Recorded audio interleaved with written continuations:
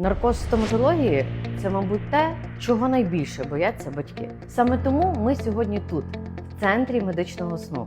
Це спеціалізована будівля, яка збудована для того, щоб лікувати дорослих та дітей під загальним знечуленням.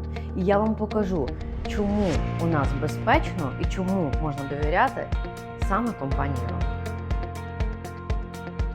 Загальне знечулення проводиться на новому німецькому обладнанні високого рівня спеціалізації, що дає нам можливість досліджувати усі показники життєдіяльності дитини під час сну. Ми використовуємо лише оригінальні препарати, що гарантують безпеку під час лікування під загальним знечуленням, а також легке пробудження вашої дитини. Але це все би не працювало без нашої експертної бригади, дитячих лікарів-анестезіологів, які спеціально приїжджають до нас зі Львова, які працюють у провідних дитячих лікарнях, зокрема у реанімаційних відділеннях з відповідним досвідом роботи та стажуваннями за кордоном.